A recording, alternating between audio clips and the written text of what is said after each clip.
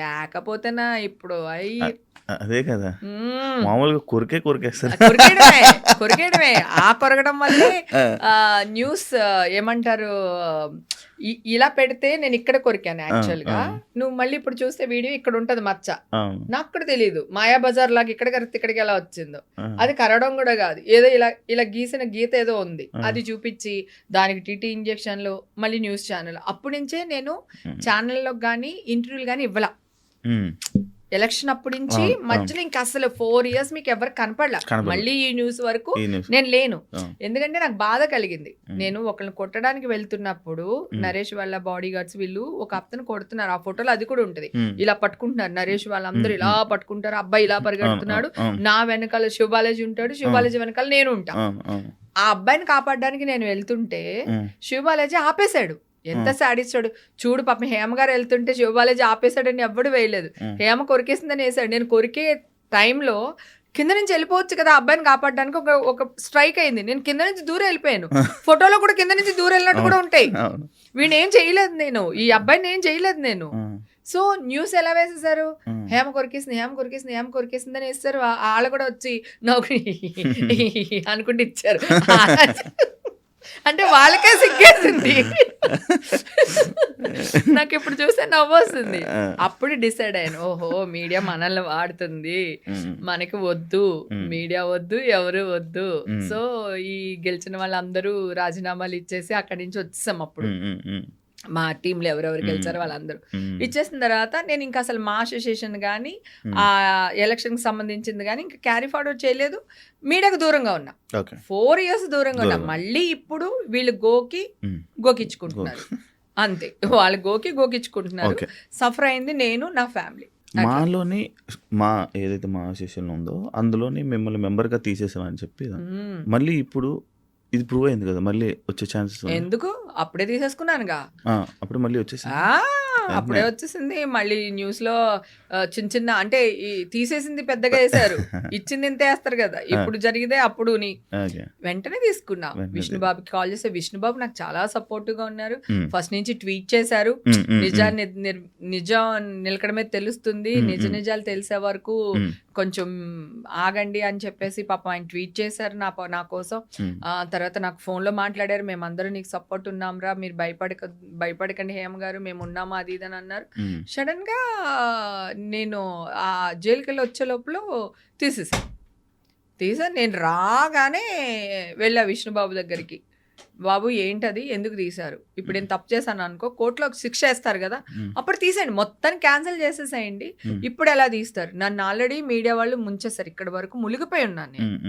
Okay, ఇప్పుడు ఇంత కొన ఊపిరితో కొట్టుకుంటా ఉన్నాను, మీరు తీసుకొచ్చి ఒక బండరాయి నా నెత్తి మీద వేసేస్తే సో నేను ఏమైపోవాలి, మీరు ఇస్తారా, నాకు ఒక నోటీస్ ఇవ్వాలి మా నుంచి, ఆ నోటీస్కి నేను రిప్లై ఇవ్వాలి, మీరు నోటీస్ ఇవ్వలేదు, నేను రిప్లై ఇవ్వలేదు, మీరు కార్డు ఎలా సస్పెండ్ చేస్తారు, మీరు ఇచ్చేసేయండి బాబు, ఒకవేళ మీ వల్ల కాదు అని ఏదన్నా అలా అనిపిస్తే గనక నేను కోర్టుకు వెళ్ళి తెచ్చుకుంటా, న్యాయస్థానానికి వెళ్ళి నా కార్డు నేను తెచ్చుకుంటా, నా కార్డు నాకు కావాలి, ఇలాంటి టైంలోనే కదా మా హెల్ప్ కావాలి అని చెప్పి విష్ణుబాబుకి చెప్పి అన్ని మొత్తం పేపర్స్ చూపించి అక్కడ ఎవరు కోర్టుకి వెళ్ళి నాకు బెయిల్ ఎలా వచ్చిందో ఆ పేపర్స్ అన్ని చూపించి విష్ణుకి ఇమ్మీడియట్ గా కార్డు తీసుకున్నా. కార్డు ఇచ్చిన తర్వాత ఏమన్నారు, హేమ గారు మళ్ళీ మీడియాకి అది చెప్పకండి మనం కార్డు ఇచ్చామని అది ఇది అంటే, అన్నాను అదేంటి బాబు ఎగ్జాక్ట్లీ అంటే మన ఆఫీస్ లో ఎవరో లీక్ చేశారండి లెటరు అంట. ఓ అవునా బాబు సర్లేండి నేను కూడా ఎవరికి చెప్పను అని చెప్పా. తర్వాత నేను ట్వీట్ చేశా, మా ఎప్పుడు నాకు అండగా ఉంటుంది, ఇలాంటి సిచ్యువేషన్లో కూడా మా నాకు సపోర్టివ్గా ఉంది, థ్యాంక్స్ టు మా అని చెప్పేసి నేను ట్విట్టర్లో ట్వీట్ చేశాను. నేను లెటర్ లీక్ చేయలేదు, ట్వీట్ చేశాను, మాకు థ్యాంక్స్ చెప్పాను.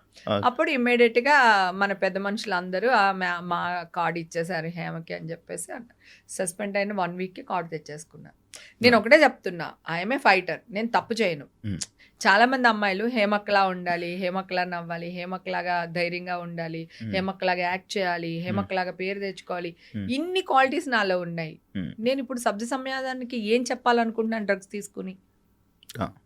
ఓకే, నేను క్లబ్కి వెళ్తున్నాను లేదా పార్టీస్కి వెళ్తున్నాను, సో వెళ్ళినంత మాత్రాన డ్రింక్ చేయాలని లేదు, ఒకవేళ డ్రింక్ చేసిన తప్పు కాదు, డ్రగ్స్ తీసుకోవాలని లేదు, క్లబ్స్కి వచ్చే వాళ్ళు అందరూ మందు తాగుతారని ఏం లేదు. అవును. పార్టీస్కి వెళ్ళే వాళ్ళందరూ డ్రగ్స్ వేసుకుంటారని ఏమి లేదు, ఉమ్. రైట్? అవును. సో ఎవరికి ఉండేది వాళ్ళకి ఉంటుంది. నేను ఈ వయసులో, నేనేం చిన్నపిల్లని ఏం కాదు కదా, ఉమ్. ఈ వయసులో డ్రగ్స్ తీసుకుని ఏం చేద్దాం అనుకుంటున్నాను నేను అసలు? ఆ. కొంచెమైనా ఒక సెన్సిబుల్ పాయింట్. పైగా మీడియా వాళ్ళ ముందరే పెరిగాను నేను. ఉమ్.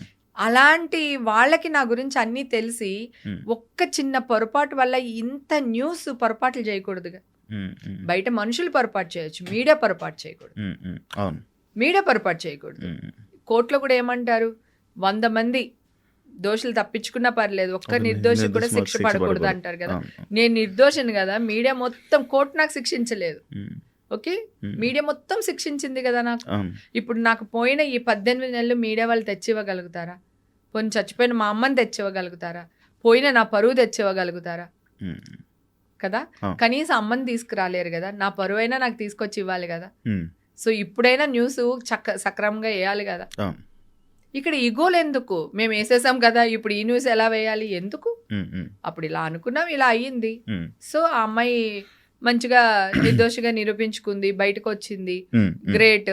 ఆ అమ్మాయి మంచిది, లేదా మంచిదో చెడ్డదో పక్కన పాడేద్దాం పోని, ఉమ్. పాపం గెలుచుకుంది. ఉమ్. తన పోరాట స్పిరిట్ కి ఉమ్. ఇది చేద్దాం, ఏదో ఒకటి 2 మాటలు. ఎవరైనా సెలబ్రిటీ, పెద్ద సెలబ్రిటీ ఫోన్ చేశారా ఈ న్యూస్ తెలియగానే? అందరూ చేశారా? అసలు నన్ను ఎవరు వదలలేదు, అందరూ చేస్తూనే ఉన్నారు, మాట్లాడుతున్నారు. నా బర్త్డేకి అందరూ విష్ చేస్తారు కదా, ఆ. అలా అందరూ విష్ చేస్తారు, అందరూ మాట్లాడుతున్నారు. ఎవ్వరు నా గురించి అందరికి తెలుసు అబ్బా, నేను ఆ. ఓపెన్ బుక్, అవును. నేను మందు కొట్టినా తెలుసు, కానీ వీళ్ళకి తెలియదు. నేను వీళ్ళకి కూడా తెలుసు, ఆ. కానీ వీళ్ళకి రేటింగ్స్ కావాలి, వీళ్ళకి రేటింగ్ కావాలి. అది అక్క, చెల్ల, తెల్ల, పెళ్ళమా అవసరం లేదు, రేటింగ్ కావాలి, వీళ్ళ బతికేయాలి. ఉమ్. అది నేను అదే బాధపడుతున్నాను. నువ్వు వేసినప్పుడు వేసేసావు కదా, ఇప్పుడు మంచి జరిగినప్పుడు కూడా మంచి కూడా వేయాలి కదా. ఆ. మీడియా మంచి కోసమే కదా, సమాజాన్ని మెరుగుపరిచేది ఉమ్. న్యూస్ కదా. ఉమ్. నువ్వు సమాజాన్ని నాశనం చేసే న్యూస్లు వేసి సమాజానికి మంచి న్యూస్లు ఎందుకు అంటావేంటి? అదే. చెప్పలేం. యా. అంతా అయిపోయింది, అంత హ్యాపీ. మీ పాప పెళ్లి సంబంధాలు అలాంటివి ఏమైనా చూస్తున్నారు? ఈషాకి ఇప్పుడు 23, 24 మధ్యలో ఉంది. ఇంకొక 2 years తర్వాత చేస్తుంది. తన కాళ్ళ మీద నిలబడాలి. సో ఇప్పుడు నేను ఏమైనా రూపాయి 2 రూపాయలు తనకి ఇచ్చాను అనుకో, అది తను నిలబెట్టుకునేటట్టయినా తనకి ఆ శక్తి రావాలి కదా. అవును. ఇప్పుడే స్టడీస్ కంప్లీట్ అయినాయి, అవును. జాబ్లో జాయిన్ అయ్యి ఒక 3-4 months అవుతుంది. ఉమ్. ఉమ్. సో తన లైఫ్ ఇంకొక 2 years తర్వాత అప్పుడు చేసేద్దాం. చేశారు. నేను నా బిడ్డను చాలా బాగా పెంచుకున్నాను, సాంప్రదాయంగా. ఎథిక్స్, మోరల్స్, ప్రేమ, అభిమానం, అమ్మ నాన్న, ఉమ్. ఓ తమిళ అమ్మాయిలాగా పెంచుకున్నాను దాన్ని. సో తన కెరియర్, నా బాధ కూడా అదే తెలుసా, నేను ఎంత ఏడ్చానో. నేను నా బిడ్డ ఈ స్టేజ్లో ఉంది, ఈ టైంలోనే మీరు నన్ను ఇంత చేస్తారు, ఇంత టార్గెట్ చేస్తారా? అసలు నిజం చెప్తున్నా, డ్రగ్స్ తీసుకున్న అబ్బాయిలు కానీ అమ్మాయిలు కానీ వాళ్ళ ఫోటోలు కానీ వాళ్ళ బయోడాటాలు కానీ బయట పెట్టకూడదు. ఉమ్. ఉమ్. ఎందుకంటే చిన్నపిల్లలు కదా వాళ్ళు, వాళ్ళ గురించినది పెడితే, చిన్న పెద్ద బయట పెడితే వాళ్ళు ఏదన్నా వాళ్ళ ఒక ఫ్యామిలీ రోడ్డు మీదకి వచ్చేస్తుంది. అందరూ నాలాగా నోరేసుకుని పడరు, అందరూ నాలాగా వెయిట్ చేసి రిపోర్టులు రాగానే వచ్చి కూర్చుని మాట్లాడరు. నేను రిపోర్టులు చేయించుకోవడానికి ఢిల్లీ దాకా పంపించాల్సి వచ్చినాయి. నా నైలు, ఒక ఆడదాని జుట్టు పట్టుకున్న మగాడు కానీ, అంటే రాజ్యాలే కూలిపోయినాయి ఒక ఆడదాని కోసం, తెలుసు కదా. ఆడదాన్ని చెడు చూపుతో చూసిన వాళ్ళు సర్వనాశనం అయిపోయారు. ఇవాళ వీళ్ళకి డబ్బులు రావచ్చేమో, కానీ రేపు రోగాలు కూడా రావచ్చు, చెప్పలేము కదా. ఇప్పుడు మా పిల్లలు వాళ్ళతో పెళ్ళిళ్ళు అయినాయి, లేకపోతే 4 పెళ్ళిళ్ళు చేసుకున్నారు, ఈ హీరో 4 చేసుకున్నాడు, ఈ హీరోయిన్ ఇక్కడ వెళ్ళింది, ఆ హీరోయిన్ డైవర్స్ తీసుకుంది, ఇవన్నీ వేస్తున్నారు. నేను మామూలు స్ట్రైట్ అవే మీడియా వాళ్ళు అందరినీ అడుగుతున్నాను, మీలో ఎవ్వరు, మీ ఫ్యామిలీలో ఎవ్వరు డైవర్స్లు తీసుకోలేదా, ఎవరిని పెళ్ళిళ్ళు చేసుకోలేదా, లేకపోతే మీరు డైవర్స్ ఇప్పించి ఆ అమ్మాయిల చేత మీరు 2వ పెళ్ళి, నీ పెళ్ళానికి నువ్వు 2వ మొగుడు అయినోడు ఎవ్వడూ లేడా? ఎవ్వరు లేరా? మీరందరూ శుద్ధ పూసులా? నేనైతే శుద్ధ పూసుని కాదు, ఫస్ట్ నేను చెప్తున్నా. చిల్ అనే వర్డ్నే బూత్ చేసేసారు. నేను నిజంగానే చిల్ అవుతున్నా. ఏంటంటే నేను చిల్ అవ్వకూడదా, నేను మంచిని కాదా? నేను నా చిన్నప్పటి నుంచి కష్టపడుతున్నాను నాన్న. When I am 14 years still now ఇంకా కష్టపడుతున్నాను నేను. నాకు నా జీవితానికి నేను చిల్లే అధికారం లేదా? నేను ఎంజాయ్ చేసే అధికారం లేదా? నాకు ఇష్టం వచ్చిన బట్టలు కట్టుకోవడానికి లేదా? గుడికి వెళ్తే స్విమ్మింగ్ డ్రెస్ అయితే వేసుకెళ్ళట్లేదు కదా, స్విమ్మింగ్ వెళ్తే చీర కట్టుకుని వెళ్ళాం కదా, మాకు తెలియదా? మాకు కదా. నువ్వెవడరా అసలు? అది చాలా బ్లండర్ మిస్టేక్. నా విషయంలో అయితే మాత్రం చాలా జరిగింది. ఆ. నా స్టేజ్లో ఇంకొక ఆర్టిస్ట్ ఎవరైనా ఉండుంటే ఈరోజు ఇలా బయటకు వచ్చి ఉండేవాళ్ళు కాదు కదా. నన్ను అర్థం చేసుకున్నట్టు అందరిని అర్థం చేసుకోరు. ఎందుకంటే నేను ఇందాక కూడా చెప్పాను కదా, నేను ఏమున్నా నీకు తెలుసు, నేను ఏమున్నా తెలుసు, ఓపెన్, నేను ఇంతే అని చెప్పగలను. నాకు ఆ ధైర్యం ఉంది, ఎందుకంటే నేను తప్పు చేయను కనుక. తప్పు చేశాను అనుకో, అది కూడా తీసుకుంటా. ఎస్, నాకు నచ్చింది, నేను తప్పు చేశాను, నీకేంటి అని అడుగుతా. రైట్, నాకు అది కూడా తెలుసు. కానీ నేను తప్పు చేయకుండా తప్పు చేశాను అన్నది అది ఉంటది కదా, ఆ జర్నీ నాలో ఆ ఐస్ బాత్ మాత్రం లేకపోతే నేను మర్డర్ అన్నా చేసేదాన్ని, లేదా నేనే ఇచ్చేదాన్ని. రెండిట్లో ఒకటి జరిగేది ఫుల్ అనమాట. అంటే బయటికి రాలేకపోతున్నాను, చెప్పలేకపోతున్నాను, మీడియాకి రాలేకపోతున్నాను. అందరూ ఏమంటారు, ఏమక్క తప్పు లేకపోతే వచ్చేది కదా అంటారు. కరెక్టే కదా. కానీ నేను వస్తే ఇంకా ఉచ్చు బిగుసుకుంటది కదా. ఒక ప్రముఖ హీరో థియేటర్ నుంచి వచ్చే వరకు బాగానే ఉంది స్టోరీ. వచ్చి ప్రెస్ మీట్ పెట్టిన తర్వాతే పాపం హీరోని తీసుకెళ్లారు. ఆయన ప్రెస్ మీట్ పెట్టకపోతే బాగుండుండేది కదా. మీకు అర్థమవుతుంది కదా. తర్వాత ఛానల్ వాళ్ళు కూడా మొన్న కల్పననేనా, ఆవిడ పాపం సింగర్, కల్పన గారు సింగరు, మత్తుబళ్ళలేవు పాపం ఆవిడ హాస్పిటల్లో జాయిన్ అయ్యారు. ఆవిడకి ఏదో నిద్ర పట్టక పాపం డాక్టర్ ఇస్తే 2 టాబ్లెట్స్ వేసుకున్నాను, సో దానివల్ల మెలకు రాలేదు. ఆవిడని హాస్పిటల్ తీసుకెళ్లి పెట్టారు. పక్కింట్లో వాళ్ళు అందరూ పాపం తలుపులు తీసి పాపం పెట్టారు. వాళ్ళ హస్బెండ్ ఊర్లో లేరు, అందుకని పక్కింటి వాళ్ళు చేసి పెట్టారు. ఆ న్యూస్ తెలుసుగా. ఏమన్నారు, మొగుడే చంపేశాడు, మొగుడే వేస్తారు, వేసి మెల్లిగా స్లీపింగ్ బిల్స్ ఇచ్చేసి గొడవలు అయిపోయినాయి. ఎన్ని సెలవులు పలవలు చేస్తారు పాపం. ఆవిడ బతికిపోయింది కనుక వాళ్ళ ఆయన అదృష్టం. ఒకవేళ ఆవిడకి ఏదన్నా అయ్యుండుంటే వాళ్ళ ఆయన ఫస్ట్ పోలీసులు వేసేవాళ్ళు, మీడియా ఇన్వాల్వ్మెంట్ మళ్ళీ ఇక్కడ కూడా అని. ఎందుకంటే వాళ్ళేమనుకుంటారు, ఓహో ఇంత జరిగిందంటే ఒకవేళ వాళ్ళ ఆయన కూడా ఇలా జరుగుండొచ్చు, వాళ్ళ ఆయన వేస్తుండొచ్చు అని ముందు ఆయన అరెస్ట్ చేసేవాళ్ళు. తర్వాత ఆయన కాదని ఎంక్వైరీలో తెలిసి నాలాగా వదిలేసేవాళ్ళేమో కానీ ఫస్ట్ అయితే మాత్రం వేసేవాళ్ళు.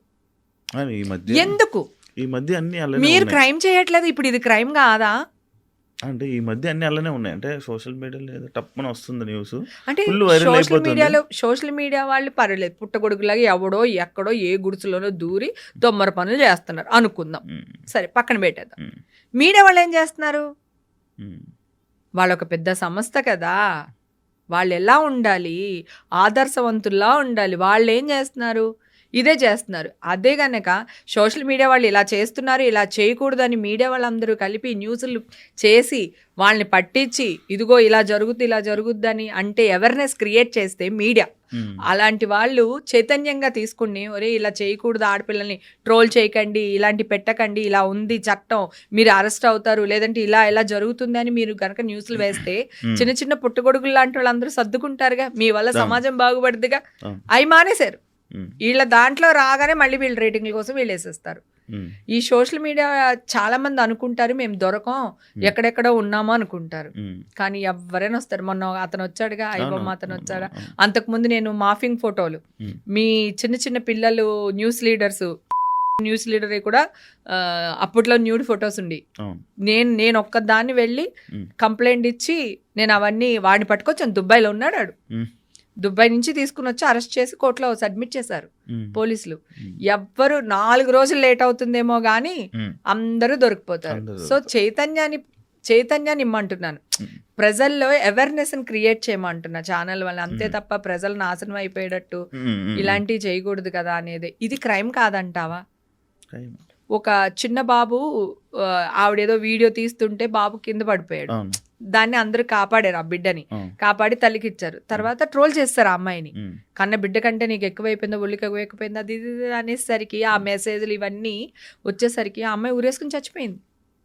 చెన్నైలో ఒక అమ్మాయి ఊరేసుకుని చచ్చిపోయింది, ఈ చంటిబిడ్డ తల్లి ఊరేసుకుని చచ్చిపోయింది. ఎవరన్నా న్యూస్ వేసారా? ఓన్లీ సోషల్ మీడియాలో అక్కడక్కడ వచ్చింది కానీ న్యూస్ వాళ్ళు అరే ఆ అమ్మాయిని ట్రోల్ చేయడం వల్ల పలానా అమ్మాయి చనిపోయింది, చెన్నైలో ఒక అమ్మాయి చనిపోయింది, ఇక్కడ ఒక అమ్మాయి చనిపోయింది అని లేదు. మళ్ళీ మీడియాలో వాళ్ళు క్వశ్చన్స్ అడుగుతారు. సుమా గురించి తెగ ఫీల్ అయిపోయారు, టిఫిన్లుగా తినండి అన్నందుకు తెగ ఫీల్ అయిపోయారు. వీళ్ళు మాత్రం అన్నీ అడగొచ్చు, హీరో మొహమేనా అని అడగొచ్చు, లేకపోతే దాంట్లో బూత్ పెట్టారు కదా మరి ఈయన గారు, మరి ఆ బూతే ఎందుకు చూస్తున్నాడు ఈయన? ఇప్పుడు మామూలుగా సినిమా ఇంకా రిలీజ్ అవ్వాల, ఆ బూత్ ఉందో లేదో తెలియదు, కానీ ఇతను మాట్లాడడం వల్ల ప్రపంచం అందరికీ ఆ సినిమాలో ఒక బూత్ పెట్టారు, ఆ బూత్ ఏంటి అని ఊరందరికీ తెలిసింది వీళ్ళ వల్ల. ఓకేనా? ఆ, సో ఎవరెవరైతే మాట్లాడుతున్నారో, ఎవరెవరైతే ఏ క్వశ్చన్స్ అడుగుతున్నారో, ముందు ఇదే క్వశ్చన్ మీ అమ్మని అడుగుతారా, లేదా మీ ఇంట్లో మీ నాన్నగారిని అడుగుతారా? నేను ఇక్కడ జెండర్ సంబంధం లేదు, ఆడ మగ ఇప్పుడు లేదు, ఆ. ఇద్దరు సమానమే. ఇప్పుడు ఇద్దరు సో సమానం. ఇద్దరు సమానమే. ఉమ్, ఉమ్, మీరు అడిగే క్వశ్చన్స్ ఎలా ఉండాలి? ఉమ్, ఉమ్, మీడియా ఎందుకు ఇంత కింద పడిపోతుందో నాకు అర్థం కావట్లేదు. ఉమ్.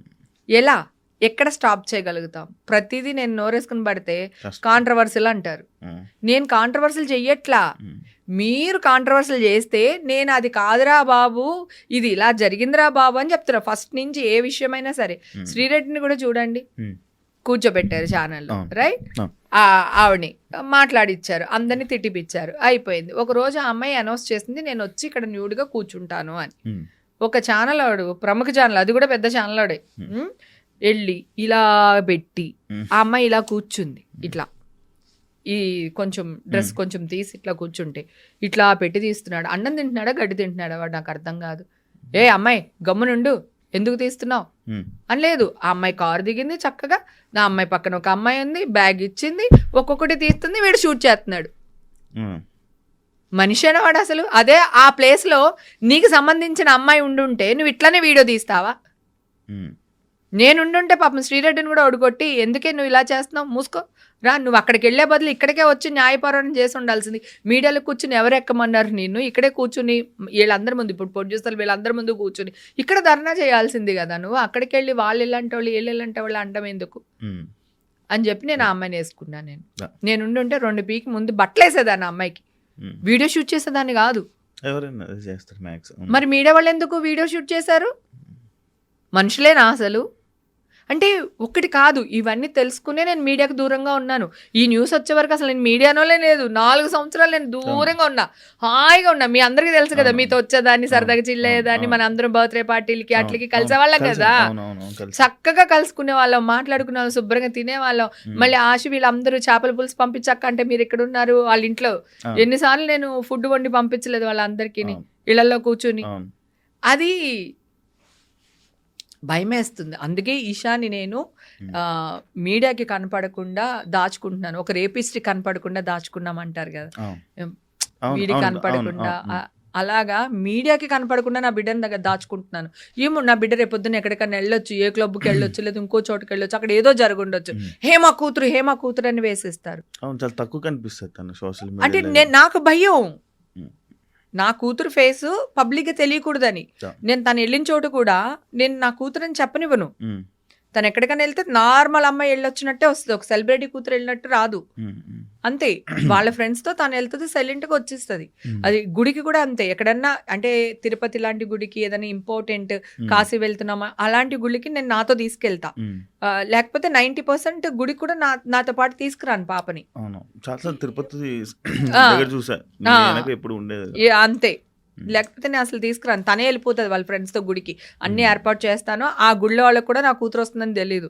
మా ఫ్రెండ్ పిల్లలు అందరూ వస్తున్నారండి, కొంచెం చూసుకోండి. అలాగే నువ్వు అన్నట్టు నిజంగా నాకు చాలా మంచి సర్కిల్, పెద్ద సర్కిల్. సో ఎక్కడికైనా వెళ్ళాలనుకో, వీళ్ళు ఈ కార్లో వచ్చింది హేమ, లేకపోతే ఈ లెటర్ పైన వచ్చింది హేమ. నువ్వు నీ ఫ్యామిలీతో వెళ్తే కూడా ఏదో ఒక లెటర్ తీసుకుని వెళ్తావురా కదా.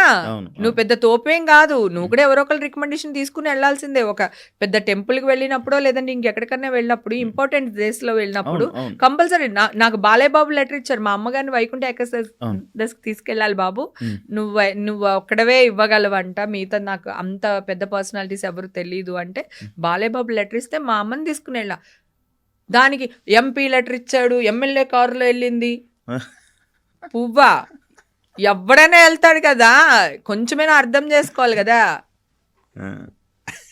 ఎవరైనా ఇప్పుడు నువ్వు వెళ్తావు అబ్బా తిరుపతి, ఏ రికమెండేషన్ లేకుండా వెళ్ళిపోతావా? ఇప్పుడంటే నాకు ఇంకా ఈజీ అయిపోయింది, ఎందుకంటే 10,000 రూపాయలు టికెట్ కడితే శుభ్రంగా హాయిగా చాలా మంచి దర్శనం. గుళ్ళోకి వెళ్తే ఎవరో ఒకరు గుర్తుపడతారు, 2 నిమిషాలు పక్కన నుంచి పెట్టి పంపిస్తారు అంతా. ఇప్పుడు ఎవరో గుళ్ళో 2 నిమిషాలు, అదుగో హేమని 2 నిమిషాలు నిలబెట్టాడంట అని అదొక న్యూస్ వేస్తారు, రేపొద్దు నుంచి గుళ్ళో నన్ను గెంటేస్తారు వాళ్ళు.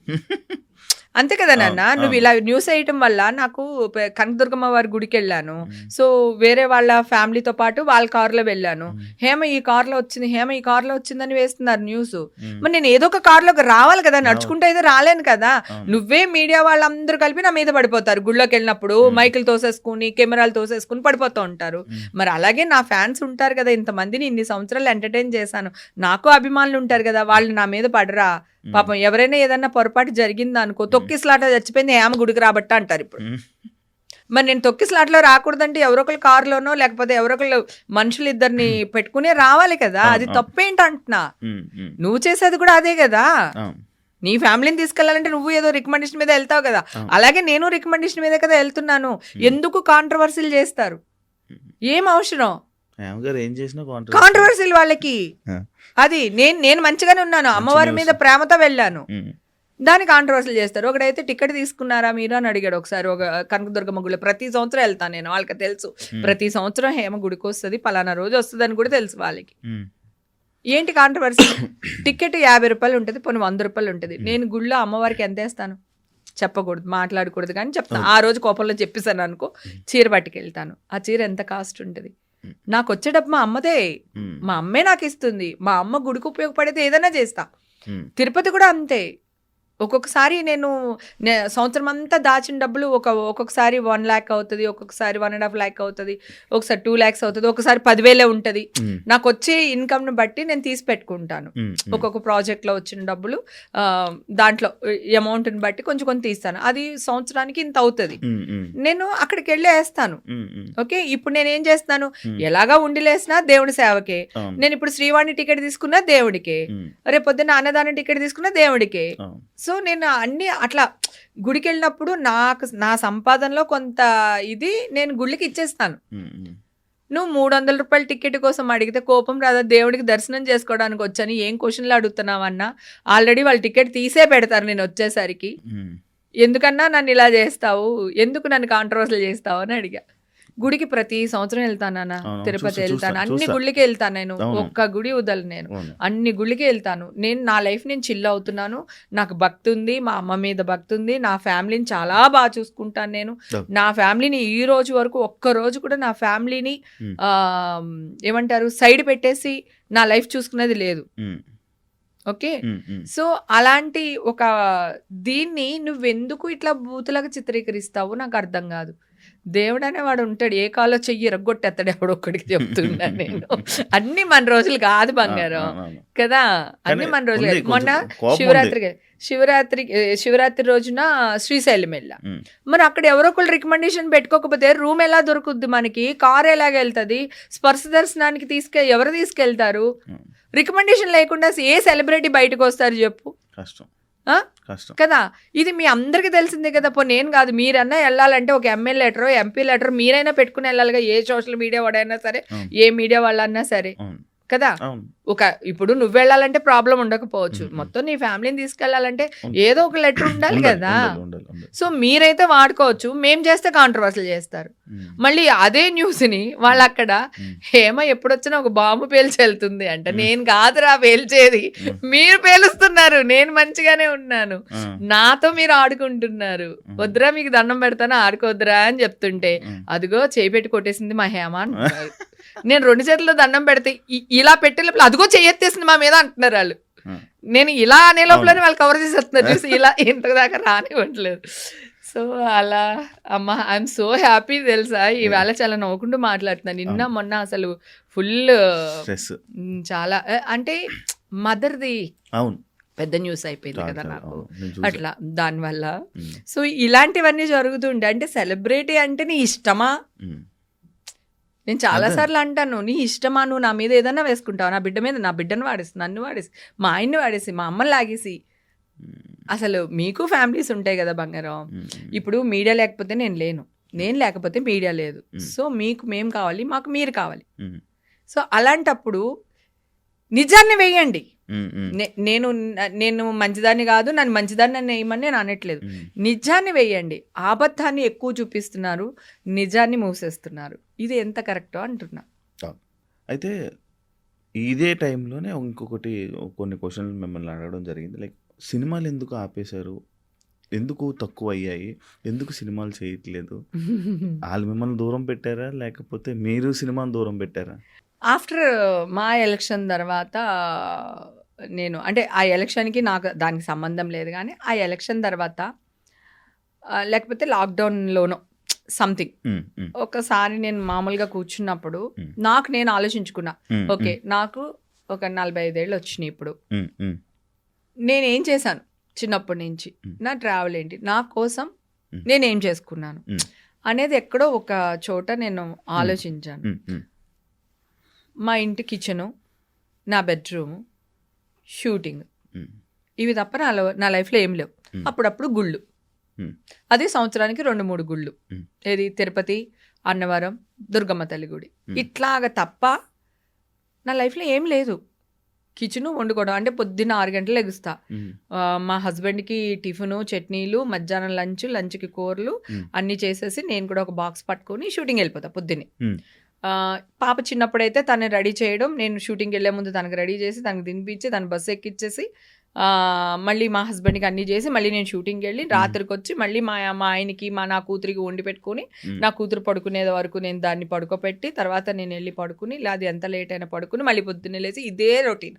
అంటే ఎన్ని వందల సినిమాలు చేశానో అన్ని వందల సినిమాలకి ఒక్కొక్క రోజు నైట్ 12-1 గంట అయిపోతుంది షూటింగ్. అయినా మళ్ళీ నెక్స్ట్ డే మామూలుగా లేచిపోయి మళ్ళీ వంట చేసుకుని ఆ కిచెన్ నా బెడ్రూమ్, నా కిచెన్ నా బెడ్రూమ్, ఇంకేం లేదు.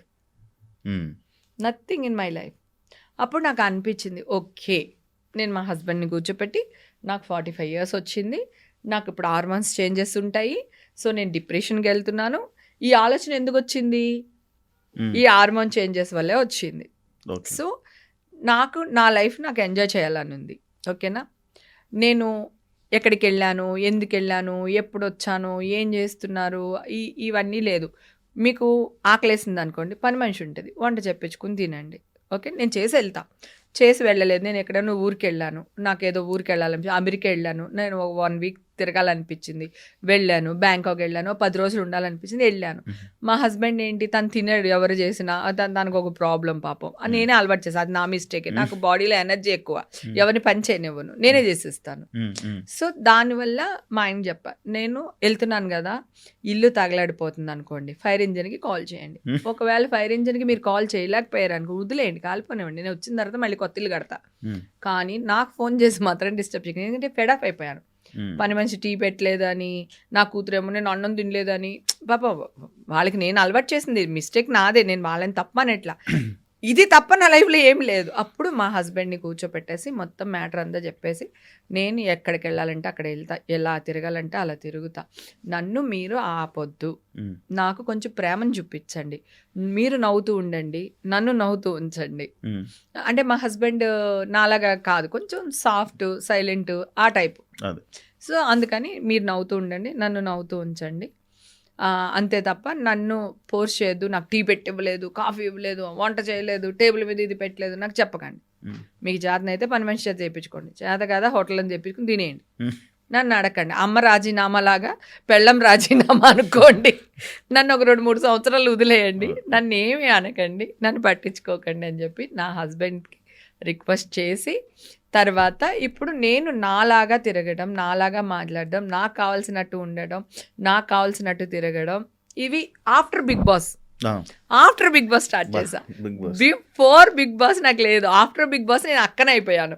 ఆఫ్టర్ బిగ్ బాస్ నాకు రెక్కలు వచ్చేసాయి, హేమక్క. ఆ బిగ్ బాస్ కూడా నేను డిప్రెషన్లోనే వెళ్ళాను. సురేఖ అనింది, ఎందుకు వెళ్తున్నావు, అక్కడికి వెళ్ళిన వాళ్ళు ఎవరు మంచి పేరుతో బయటికి రాలేదు, బిగ్ బాస్లో అందరికీ చెడ్డ పేరు వస్తుంది, ఎందుకు నువ్వు వెళ్తున్నావు అంటే, సురేఖ కూడా ఇదే చెప్పాను, సురేఖ నేను డిప్రెషన్లో ఉన్నా, నా దగ్గర ఫోన్ ఉండకూడదు, నేను కొంత ఉండాలనుకుంటున్నా, దూరంగా ఉండాలనుకుంటున్నా, ఇప్పుడు బయట ఉంటే నా వల్ల కాదు, వాళ్ళు ఆఫర్ ఇచ్చారు, సో వెళ్తా. నేను ఎక్కువ రోజులు ఏమి ఉండను, మ్యాక్సిమం 2 weeks ఉంటానేమో, అట్లీస్ట్ ఆ 2 weeks నేను ప్రశాంతంగా పీస్గా ఉంటాను. సో నాగార్జున గారు ఎదురుగుంటుంటారు ఎవరి వీక్ని. సో అట్లాగా బిగ్ బాస్కి వచ్చా. బిగ్ బాస్లో నాకు ఏమొచ్చింది అంటే, ఆంటీ అనే పేరే లేదు, ఓన్లీ హేమక్క హేమక్క హేమక్క 60 ఏళ్ళ ఆయన కూడా హేమక్క అనే పిలుస్తాడు నన్ను. 6 ఏళ్ల పిల్లోడు కూడా హేమక్క అనే పిలుస్తాడు. అందరూ హేమక్క హేమక్క హేమక్క అని పెద్ద బిరుదు వచ్చింది. తర్వాత రాహుల్ వీళ్ళందరూ ఆశు, రాహుల్, రోహిణి, ఇంకా అందరూ అట్లాగా చనువు ఎక్కువ అయిపోయింది. సో అప్పుడు ఇంట్లోంచి బయటికి రావడం, బిగ్ బాస్, ఆఫ్టర్ బిగ్ బాస్ నేను బయటకు వచ్చాను. బిగ్ బాస్ మీ లైఫ్ మార్చేసింది, చాలా చేంజ్ చేసేసింది. ఎందుకంటే బిగ్ బాస్ లోకి వెళ్ళినప్పుడు చాలా డిప్రెషన్ లో వెళ్ళాను నేను. అంటే అది మా ఇంట్లో వాళ్ళు నన్ను టార్చర్ చేసి కాదు, కనిపించేది బిగ్ బాస్ లో మీ ఫ్రస్ట్రేషన్ మొత్తం ఎగరేసేవాళ్ళుగా. లేదు నేను అంటే ఇప్పుడు పాపం అయిపోయిన దాని గురించి ఎందుకు, కానీ నేనున్న రోజులు రాహుల్ నేను మళ్ళీ బిగ్ బాస్ హౌస్ లోకి వెళ్ళాను కదా, వెళ్ళి నేను వాడిని అని ఎత్తుకుంటాడు, నేను ఎగిరితే వాడు ఎత్తుకున్నాడు కదా, అప్పుడు వాడు నాకు కాళ్ళకి దండం పెట్టి, అక్క నువ్వు ఉన్నంతసేపు కడుపు నిండా అన్నం తిన్నావు అక్క, ఆ షాట్ కూడా ఉంటుంది, ఆ కాళ్ళకి దండం పెట్టిన అన్నీ ఉంటాయి, అక్క తప్పైపోయింది అక్క, నువ్వు ఉన్నంతసేపు కడుపు నిండా అన్నం తిన్నావు అక్క, నువ్వు వెళ్ళిన తర్వాత అన్నమే లేదక్క అన్నాడు. నేనేమంటానంటే నాగార్జున గారికి నేను ఎదురు చెప్పలేకపోయాను. ఇప్పుడు పిల్లలు చూడండి ఎలా మాట్లాడుతున్నారు ఈ 4 సీజన్లో. అప్పుడు నేను నాగార్జున గారికి రెస్పెక్ట్ ఇస్తాను కదా, నేను నాగార్జున గారికి ఎదురు చెప్పలేకపోయాను. ఆయన ఏమన్నారు, వాళ్ళకి చెప్పి నువ్వు వంట చేయాలి, ఇది నీళ్ళు కాదు కదా అన్నారు. ఓకే, కాకపోతే నేనేమన్నానంటే ఈ అబ్బాయిది హోటల్ ఉంది, ఆ అబ్బాయికి తెలుసు ఏంటి అని అంటున్నాడు. ఆ అబ్బాయికి హోటలే ఉంది, హోటల్ ఓనర్ వచ్చి హోటల్లో వంట చేయడు, right?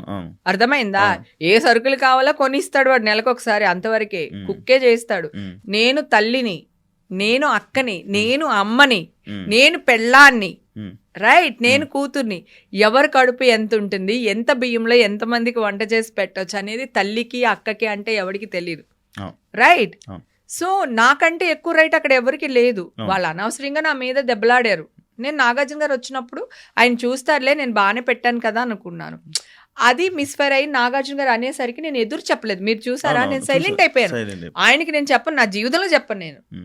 He's my dream boy, my darling, my sweet heart, everything Nagarjuna గారు నాకు. సో నేను ఆయనకి ఎదురు చెప్పే పరిస్థితిలో లేను, చెప్పలేదు, అంతే. తీసుకొచ్చారు. ఆ తర్వాత కూడా క్లైమాక్స్ లో చూసావు కదా, చిరంజీవి గారు ఆడేసుకున్నారు మమ్మల్ని. అంతేలే, నీకు అన్ని నాగార్జునే, మేమే ఉంటాము, నువ్వు ఉంటే బాధపడుతున్నావు అని తెచ్చేసాడు నిన్ను, అది ఇదని చిరంజీవి గారు. సో నాకు 2 కళ్ళు వాళ్ళిద్దరుని. సో ఆయనకి ఎదురు చెప్పలేదు, అప్పుడు నా సైలెంట్ అయిపోయాను. అది ప్లస్ ఫస్ట్ వీక్ లోనే నామినేషన్ లో పెట్టేస్తే ఈ జనాలకి మాత్రం ఎవరికి ఓట్లు వేయాలో తెలియదు కదా. అప్పుడు స్టార్టింగ్ అంటే అప్పుడు మళ్ళీ ఓట్లు కూడా మార్చారు, ఏవో చేశారు మొత్తానికి, అలా అయిపోయింది. కానీ బిగ్ బాస్ మాత్రం నాకు చాలా చాలా హ్యాపీనెస్ ఇచ్చింది. నేను ఇప్పుడు ఇంత ఎనర్జీగా ఇంకా ఉండడానికి కారణం కూడా బిగ్ బాస్.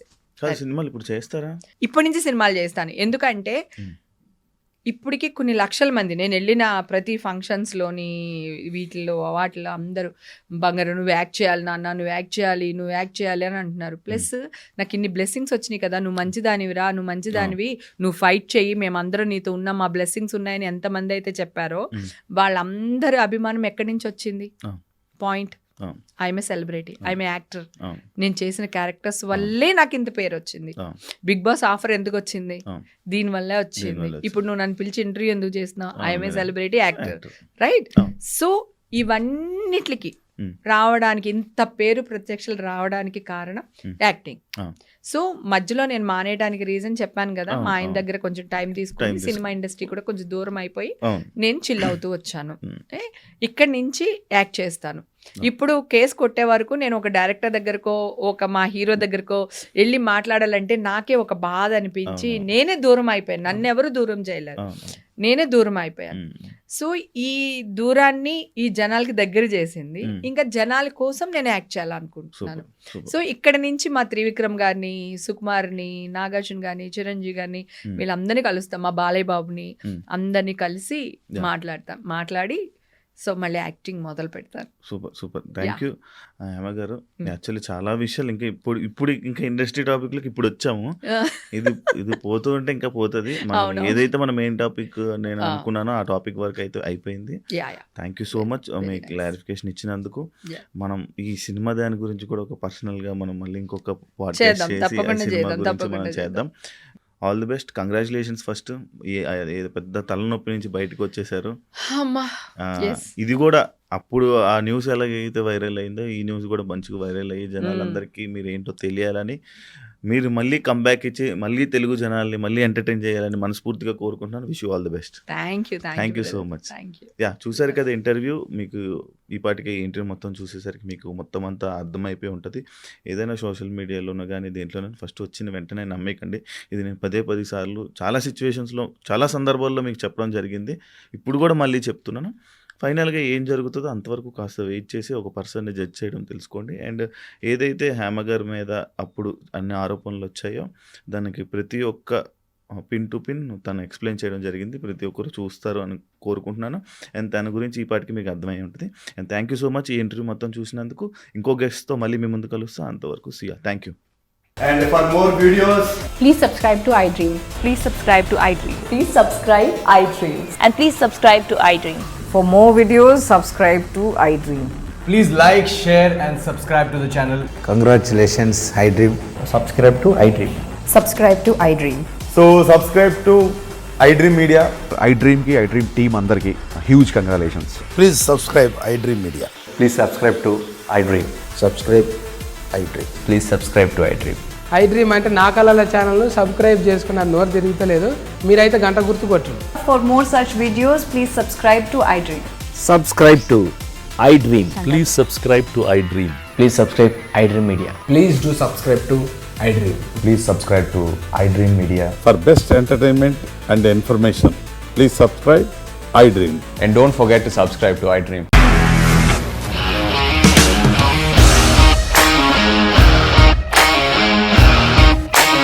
ఇండస్ట్రీలో కమిట్మెంట్ ఇష్యూస్ వస్తే నీకు కూడా వచ్చినట్టు మార్నింగ్ తీసుకెళ్ళారంటే కొట్టి పడేస్తారు.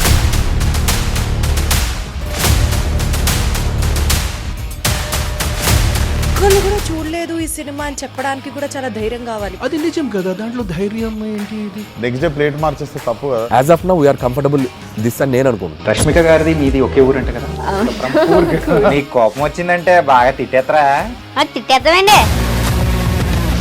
నిజంగా గేమ్ ని ఎలా చేంజ్ చేయగలిగారు? APSFC వాళ్ళకి 6 నెలల్లో నేను 6 లక్షలు కట్టా. బిజినెస్ చేయాలనుకుంటే it is as difficult as riding a tiger.